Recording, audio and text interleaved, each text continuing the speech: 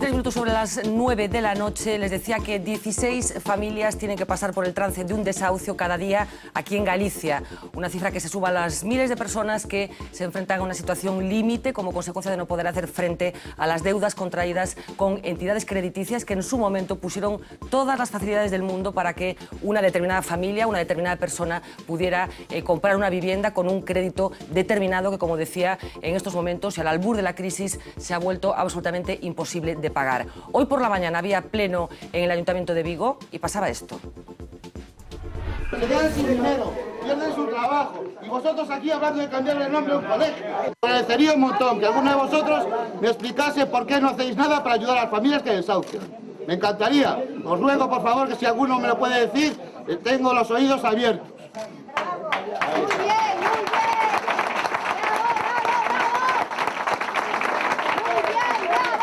Cuando se pudo, no se hizo. Y es una vergüenza para todos aquellos que defendemos la ideología socialdemócrata. Y aquí no se hace. Y ahora venimos a continuación, siguiente punto del día. Moción de censura. El Partido Socialista va a proponer al gobierno que cambie la ley hipotecaria. ¿Qué carajo de cambio de ley hipotecaria? Cuando los que están afectados con las hipotecas no reciben su ayuda. ¿Qué carajo? Muchos cuentos lo que hay. ¡No más desahucios! ¡No más desahucios! ¡No más desahucios! ¡No más desahucios! ¡No más desahucios! ¡No más desahucios! ¡No más desahucios! ¡No más desahucios! Joaquín Díaz, portavoz de estos desahucios, muy buenas noches. Bueno, está con nosotros Joaquín. Veíamos a gente de la plataforma que tú representas en ese pleno que hoy tenía lugar en el Ayuntamiento de Vigo. Antes de nada, ¿cómo surge la plataforma Stop Desahucios? Bueno, la plataforma Stop Desahucios en determinados sitios de España, a nivel general, se llama Plataforma Afectados por la Hipoteca. Surge en el año 2010, a nivel general de toda España, principalmente en Cataluña. Y tiene una gran salida a nivel nacional desde el 15M, que a partir de ahí se crearon grupos en todas las ciudades y en bastantes pueblos. Y vuestro trabajo fundamental consiste en dar soporte, yo no sé si psicológico, si legal en algunos casos, facilitar el asesoramiento legal, un poco, ¿cómo hacéis? ¿Cómo os movéis? Mediadores, soporte también psicológico y soporte técnico y legal, claro. Bueno, una situación a la que se enfrentan, como decíamos, cientos de personas en España cada día. Con algunas de esas personas, seguro que ha tenido la oportunidad de hablar Arantxa López, abogado del despacho Iglesias Abogados, que tienen mucho trabajo con este asunto. Mucha gente, supongo, que está pasando por vuestro despacho. Por desgracia, sí, Fernanda. La situación actual es crítica y son muchísimas familias las que se ven abocadas a la desesperación total y a la pérdida de la vivienda. Y con un problema fundamental, es que la legislación actual desampara completamente a las familias españolas, cosa que no sucede en otras legislaciones cercanas, de otros países cercanos a nuestro entorno.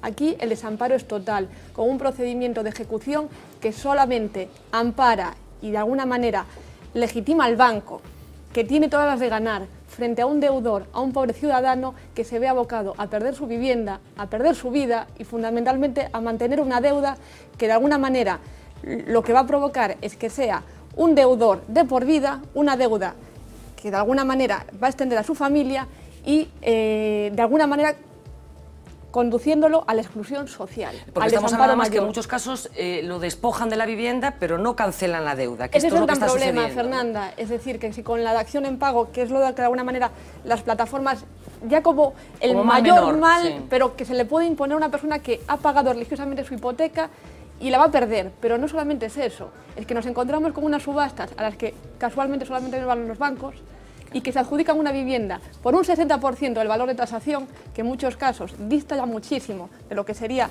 el valor de la vivienda en el momento de firmar esa escritura de la hipoteca, y debiéndole al banco de por vida una cantidad ingente que genere intereses moratorios altísimos y con unas costas de un procedimiento judicial desorbitadas. Bueno, una situación absolutamente terrible para muchísima gente. Está con nosotros también Ernesto Ferrer, supervisor de la Unidad de Prevención de Suicidio del Hospital de Ourense, una de las dos únicas que hay en España. Muy buenas noches. Bueno, la idea de convocar a esta mesa también a Ernesto tenía que ver con una noticia terrible que conocíamos la semana pasada, creo que fue el jueves, en Granada.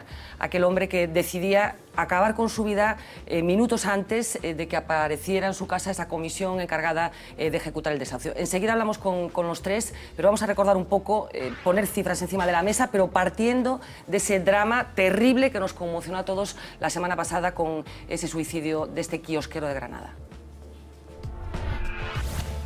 Las órdenes de desalojo no perdonan y a la hora prevista los agentes de la policía se desplazaron hasta esta puerta, aunque su viaje no pudo ser más en balde. Mi hermano está muerto, ya está, yo no puedo decir nada más que eso. No tuvieron que lidiar ni contra los gritos de desesperación, los ataques de rabia o los insultos, porque el propietario ya se había adelantado. Que por culpa de unos bancos o de quien sea, yo no sé a quién echarle la culpa. Era José Miguel Domingo, un librero de 53 años que en el 2007 cometió el pecado de firmar una hipoteca de 240.000 euros que ahora no era capaz de pagar. Antes de que lo expulsaran, se suicidó en su interior, dentro de unas 4 paredes por las que dio su vida. Un día fatídico que estuvo a punto de repetirse en Valencia cuando el dueño de esta otra casa se tiró por la ventana cuando iban a echarlo. Dios, es un fillo, ¡llévate para adentro! Sus casos no son los primeros, pero sí han servido para devolver de golpe a la realidad la difícil situación que atraviesan muchas familias. Ahogadas por el paro y la caída de ingresos, desde que comenzó la crisis, más de 350.000 han perdido sus casas. En Galicia, en lo que llevamos de 2012, son ya más de 3.000, lo que equivale a unos 120 desahucios a la semana, 17 al día. Una cifra muy alta que encierra casos y víctimas de todos los tipos. Trabajé siempre y no gané allá mucho, pero nunca me vi en esta situación. Nunca. Nos sentimos humillados, acosados. Es duro. Sufrimos, lloramos, tenemos una impotencia. Pero que tienen un denominador común, la excesiva facilidad con la que los bancos concedieron en tiempos de bonanza estas hipotecas. La indefensión del ciudadano ante un sistema tan agresivo y tan positivo, tan favorecedor para las entidades financieras. Una mala praxis que acaba de ser condenada por los propios jueces, que no solo reclaman modificar una ley desfasada, sino que las ayudas que el Estado y Europa concederán a las entidades financieras tengan otro destinatario, los hipotecados. Un colectivo cada vez más vulnerable para el que ni el Código de Buenas Prácticas de la banca del ministro de Guindos ni las redes de apoyo son, en muchos casos, suficientes. Bueno, había un print mal colocado. El abogado que hablaba no es Miguel Ángel Cadena, sino Arturo González, que es el presidente del colegio, el decano del Colegio de Abogados de Ourense. Joaquín, ¿a cuánta gente en estos momentos estáis acompañando? En estos momentos, en Coruña, podemos decir que tenemos acompañando unas 3 personas. 3 personas. Un poco, ¿cuál es el perfil de la gente que se ve sometida a un proceso de esta naturaleza? Generalmente son gente trabajadora, gente de clase trabajadora pura, que se encontró con la clásica, bueno, el aculturamiento de que había que tener una vivienda en propiedad, cuando realmente no tenía una estabilidad laboral para poder mantener una hipoteca, y evidentemente bueno, se hizo frente a una hipoteca que no podía asumir y que el banco la firmó encantado. ¿Cómo afronta el futuro una persona que se ve sometida a esto? Antes lo hablábamos, que tú en un barrio concreto de Coruña conoces a gente que acaba recurriendo a vivir en un coche porque no tiene otra solución. ¿Es habitual este tipo de soluciones tan dramáticas o no? Depende de los casos. Hay casos que tienen familia y quedan en casa de familias, hay casos que van a pensiones, hay casos que terminan así, y hay casos más extremos que al final terminan en la indigencia. Si no hay familia, no te queda otra solución. Bueno, hablamos de que hay algunas voces que están empezando a hablar de enfocar esto de una forma distinta, y algunas voces tan poco sospechosas como un grupo de magistrados que hace unos días firmaba un documento ¿qué decía exactamente? Exactamente, Fernanda. Es decir, los propios magistrados claman y piden que se modifique la legislación, porque los jueces no hacen otra cosa que aplicar la ley, y la ley ahora mismo no les permite, aunque ellos quisiesen, amparar y ayudar a la persona desahuciada. Y proponen, es más, el propio Consejo General del Poder Judicial, que sea silenciado sospechosamente, pero 6 magistrados de total honorabilidad plantean un informe en el que ponen de manifiesto, en primer lugar, la mala praxis de los bancos, los abusos que han cometido, concediendo, como indicaba mi compañero, créditos sin pedir ningún tipo de garantía a ese deudor de si va a poder hacer frente al mismo, y fundamentalmente concediendo productos financieros, incluso engañando a los clientes. Y lo que plantean estos magistrados es: nos han llevado a esa situación, que colaboren y que se ayude a las pobres familias. Y hay muchos mecanismos, la dación en pago como obligatoria, porque sí que partimos de un código de buena práctica bancaria amparado por el gobierno, pero es un código de aplicación voluntaria para los bancos, ya partimos de un problema, y que además restringe muchísimo los requisitos para poder acceder, hablando de personas que tienen que estar en una situación de indigencia total, y como ponen de manifiesto los magistrados, dejando fuera a la mayor parte de la población española, que sin cumplir esos requisitos está en una situación de total desamparo y que ha perdido su vivienda. ¿Y qué se plantea? Pues primeramente que el procedimiento de ejecución sea más flexible, que uno se pueda oponer, que el banco no sea el gigante, que el deudor pueda rebelarse, que pueda paralizar el procedimiento y que la dación en pago está ahí y que tiene que ser así y que tampoco puede ser que cuando una vivienda sale a subasta sea una subasta tan opaca, a la que solo vaya el banco y con un valor de tasación tan bajo como de un 60%, es decir, que se aumenten esos valores de tasación y que el hipotecado, si pierde la vivienda, se pare ahí su desgracia, que ya es bastante. Psicológicamente, ¿cómo se enfrenta una persona, Ernesto, bueno, a una circunstancia de esta naturaleza, perder tu casa? ¿Cómo se procesa eso?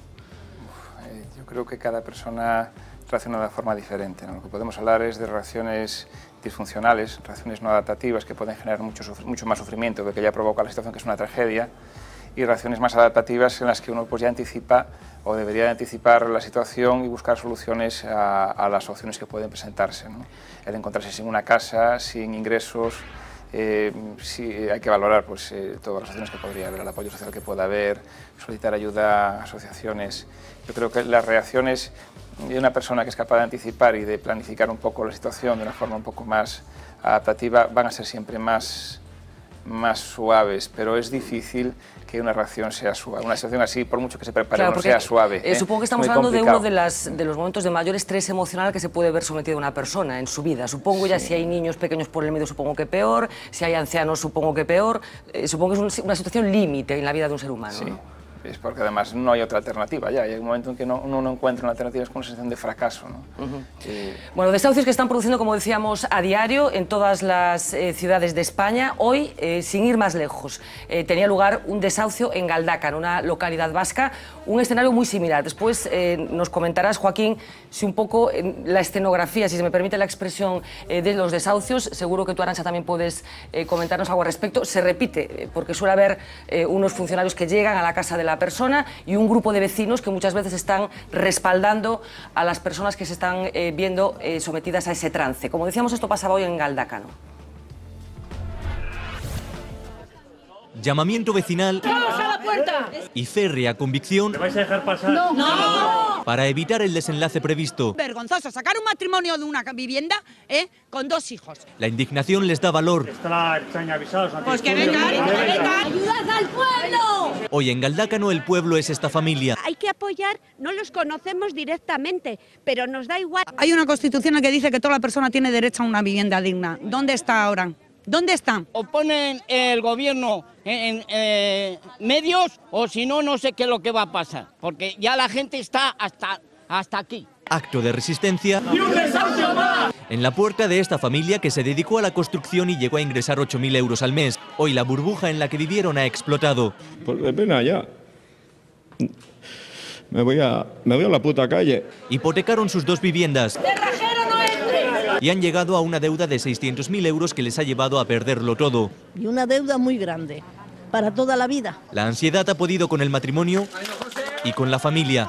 Vamos al hospital. Mis hijos, Dios mío, mis nietos. Da igual que no les hayan dado un tiro. Los matan poquito a poco. Ni cuando perdí a mis padres lo he pasado tan mal.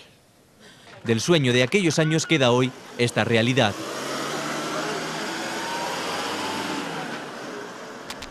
Bueno, testimonios terribles que supongo que se repiten prácticamente en cada uno de estos incidentes, ¿no? Sí, en toda España vemos los mismos casos y bueno, ya no solo con el aviso, sino sin aviso previo.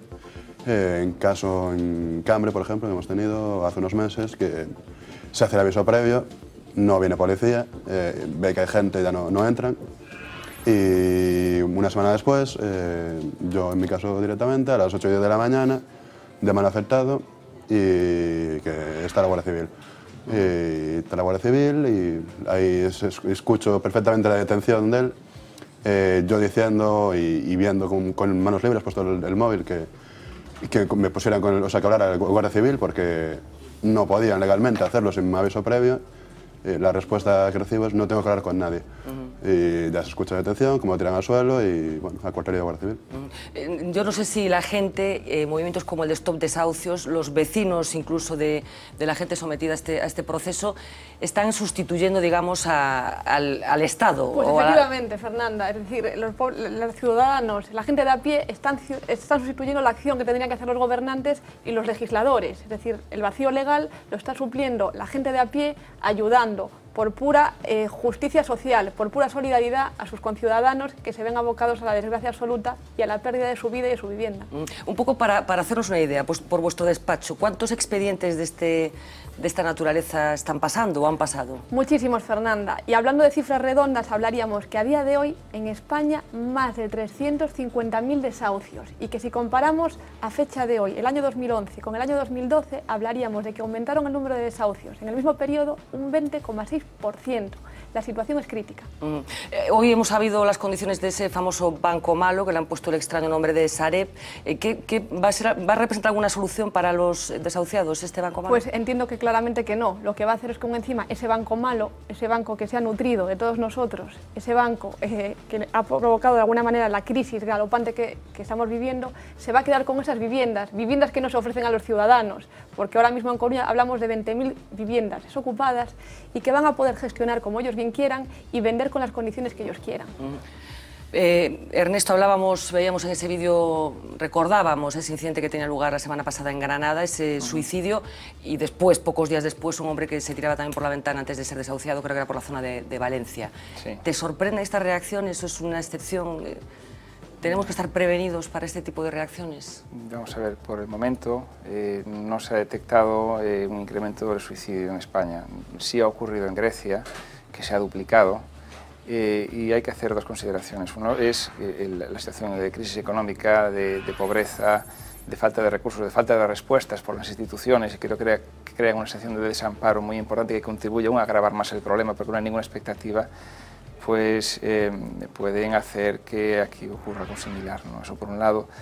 Y por otro lado, y ha ocurrido en Grecia, y ese ha sido el suicidio de una persona en la plaza del Parlamento, en la plaza Sintagma, creo recordar, bastante simbólico, y que vino acompañado después de varios suicidios también similares, ¿no? Y es un tema que hay que tratar con mucho cuidado porque es un problema muy grave también. Eso sería un problema más, no una solución. Muchos que tenemos encima, efectivamente. Sí, aún encima, pues crear una epidemia de suicidio que la gente empiece a verlo como una alternativa, yo creo que es un error tremendo, también es una tragedia más al problema, ¿no? Claro, porque comentábamos antes de encender las cámaras, bueno, que los medios de comunicación pueden hacer una labor, hay una teoría en los medios de comunicación que es los suicidios, las informaciones sobre suicidios no es conveniente darles mucho espacio para prevenir un posible efecto de imitación, pero tú, Ernesto, sostienes la teoría de que bien contadas las cosas pueden contribuir a lo contrario, que es a disuadir a gente que se le pueda estar pasando por la cabeza semejante cosa. ¿Cómo disuadimos a gente que pueda estar pasando, bueno, que pueda estar pensando en esa posibilidad? Primero, no promoviéndolo, no creando arquetipos, no haciendo, personalizando el suicidio, no haciendo que sea, no vendiéndolo como una solución, no dramatizándolo, porque no se puede dramatizar, no usándolo como un medio de atractivo, de un reclamo, ¿no? Eso es muy importante. Por otra parte, bueno, hay una serie de directrices de la OMS que son 10 directrices básicamente, ¿no? Que son muy sencillas de aplicar. Pero yo creo que la más importante es que la noticia tiene que ir acompañada de una alternativa, y que no debe ser simplificada. Una persona que se suicida no se suicida porque la desahucien. Se suicida o puede hacer un intento de suicidio, no solamente suicidarse. Siempre hablamos de suicidio consumado y hay más cosas. Se suicida porque tiene una depresión, porque su mujer la acaba de dejar, porque lleva arrastrando muchos problemas a lo largo de su vida, porque la percepción de su vida es una percepción derrotista, y porque no es capaz de afrontar las dificultades. O sea, no es que se suiciden solamente por la crisis, es un desencadenante, es la punta del iceberg, lo que desencadena el suicidio, pero debajo hay mucho más. Mucho más. En cualquier caso, hablamos de suicidios, no hablemos de suicidios, hablemos de depresiones o de mala situación psicológica como consecuencia de la crisis económica, que eso que seguro que sí que lo estáis viendo vosotros en los departamentos de salud, ¿no? Sí. Como desencadenante de depresiones cada vez se ve más en las consultas.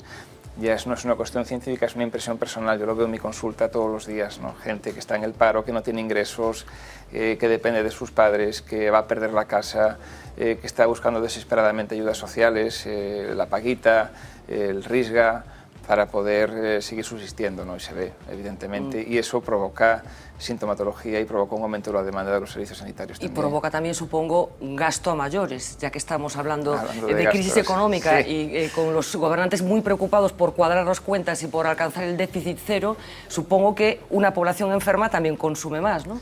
Sí, pero como no tienen acceso, la población más vulnerable no tiene acceso a la sanidad en este momento, o tiene un acceso muy limitado, y hay que pagar y costearse los antidepresivos, que son caros. Pero hay gente que está dejando de medicarse, digamos, como consecuencia de la crisis. Yo no podría llegar a afirmar eso, pero la gente está midiendo mucho más lo que se le prescribe también. Y no está tomando la medicación como la tomaba antes tampoco, no está cumpliendo con la medicación. Está tomando Arantxa, peor. yo no sé qué hoja de ruta tendríamos que marcarnos como sociedad, e incluso si crees que es posible llegar a una alternativa, si la presión que seamos capaces de ejercer para que se busque una solución para estos miles de personas va a ser fructífera o no, o tú ves a los responsables de tomar decisiones bastante sordos al problema. A los responsables los veo sordos, como normalmente, pero creo que ahí está la labor de las plataformas, la labor de la ciudadanía, de no dejar en el olvido el problema, es decir, de reivindicar, de apoyar a las familias, como hace el compañero, cuando hay un desahucio acudir ahí, gritar, que se nos oiga. Y ya encontramos jueces que están atendiendo al clamor social. Sabemos que las normas a veces van un paso por atrás de la sociedad, que no debería ser así, pero hay que intentar que ese paso por lo menos ayudemos los ciudadanos, y creo que la reforma es posible. Estos jueces con este informe lo han puesto de manifiesto, y que hay alternativas claras por puro sentido común, y porque entendemos que lo más importante son las familias, son los ciudadanos, y que lo que no tiene ningún sentido es que estemos inyectando cantidades ingentes a los bancos, que de alguna manera, directa o indirecta, nos han llevado a la situación actual, y que se olviden los gobernantes de los ciudadanos de a pie. Hablamos además de una legislación un poco antigua, ¿no? Una legislación del año 1909. Que no ha cambiado este país nada en todos estos años. Yo creo ¿no? que sí, es decir, de aquellas harían hipotecas, claro, esa es la pregunta. De aquellas harían hipotecas, efectivamente. Pues yo, desde tu punto de vista de la asociación Stop Desahucios, no sé si compartes si hay que transmitir optimismo o pesimismo, si ves que esto no va a solucionarse de una forma rápida. Solución va a tener que tener, claro, porque no es que va a quedar otra, o sea, si no la sociedad se los va a comer al final, o sea, es tan claro como eso. La política tiene que estar con la sociedad, y si no quieren su comida, que es que son los votos realmente, su forma de comer, pues no legislarán. Si quieren su comida, legislarán. No queda otra. Bueno, vamos a acabar un poco este bloque con una iniciativa que nos llamaba la atención, que surgía también aquí en Galicia, un poco hablando de iniciativas que están llevando a cabo la sociedad civil, un poco para compensar la ceguera de otras instituciones que tendrían que estar tomando soluciones. Una ONG que se ha montado en Galicia en las últimas horas prácticamente, y que trata de actuar casi como intermediario. Vamos a ver lo que nos lo cuenten ellos. Un día, viendo un programa en la televisión que era sobre familias que habían desahuciado o estaban en proceso de desahuciar, pues a mí aquello me impactó muchísimo, ¿no? Me impactó muchísimo. Dije, oye, yo quiero ayudar a estas familias. Eché cálculos y dije, bueno, yo puedo ayudar a una o dos, ¿no? Pero bueno, dándole vueltas a ese tema, me di cuenta que había mucha gente como yo y que podía construir una herramienta que permitiese a toda esa gente ayudarles. De esa idea nació Doa Fund, un proyecto que quiere recaudar ayuda para familias al borde del desahucio. Vamos a poner en contacto familias en situación de exclusión con gente y organizaciones dispuestas a ayudarlas. Lo harán a través de una plataforma web. Por un lado, se inscribirán las familias que precisen donaciones. Por otro, quienes quieran colaborar podrán decidir a quién y con qué cantidad. Todo con las máximas garantías. Nosotros nos tenemos que asegurar al 100% de que esas familias están realmente en una situación de exclusión y no tienen recursos para pagar su hipoteca. Si das 10 euros, esos 10 euros van a la familia, no se queda nada en el camino. Una vez recaudado el importe, Doa Fund lo entregará al banco para saldar la hipoteca. Serían las propias entidades las que devolverían a la plataforma una pequeña parte del dinero. Estamos trabajando ahora para llegar a acuerdos con ellos. Una de las cosas que queremos es que sean ellos los que económicamente sostengan la plataforma. Con la idea en marcha, solo queda una pregunta. ¿Seremos suficientemente solidarios para que funcione? Estoy convencido, sí. Bueno, las perspectivas de solidaridad de los creadores de Doa Fund, una iniciativa que acaba de surgir, y una curiosidad, porque segura que los dos habéis estado en una situación para que me podáis contestar. Una curiosidad personal casi que tengo. ¿Cómo gestionan los funcionarios de los juzgados este tipo de actuaciones? Porque supongo que tendrán su corazoncito también. Ellos están allí cumpliendo órdenes. ¿Cómo lo están pasando? Porque estamos hablando de la víctima directa, que es la persona a la que se va a desahuciar, pero hay... Los demás agentes que intervienen. los demás agentes, exactamente. ¿Cómo están procesando esta...? Pues con una desazón total, porque están cumpliendo una labor ingrata, pero que están obligados a cumplir. A falta de, insisto, un cambio normativo que se clama a voces, que tiene que llegar.